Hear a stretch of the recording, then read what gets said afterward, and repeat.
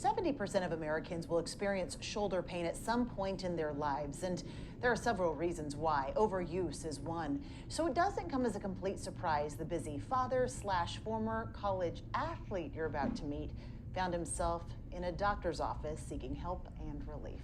Here's Brandon's story in tonight's Health Watch. From kayaking and snowshoeing to golfing and helping out family and friends, former collegiate baseball player Brandon Langtat loves being active until shoulder pain got in the way. The pain got so bad, and sleeplessness, and just missing out on a lot of stuff with my kids. So a doctor in Chico, California, where he lives, suggested a road trip to Reno. He let me know that my shoulder was kind of next level, and that the folks over here at Swift, Dr. Lilyquist, was kind of cutting edge and would be the guy to help me out. Hey, doctor. Good, thanks. Good to see you. You too.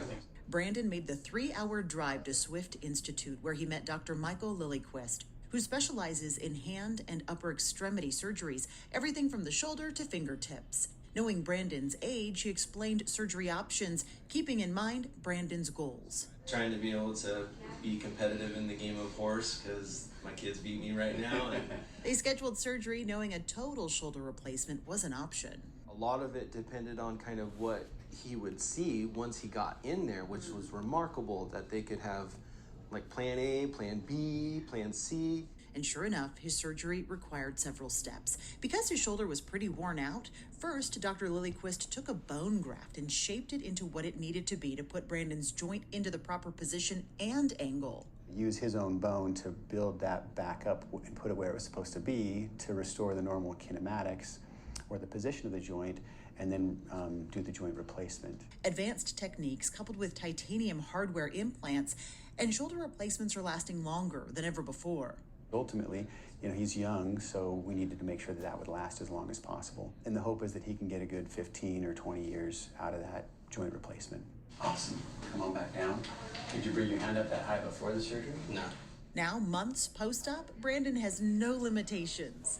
He said, try not to do competitive arm wrestling or max bench pressing and stuff like that. That's no problem. I can stay away from those things. But as far as his life's non-negotiables, like family time, my wife's honey-do list is getting a little shorter.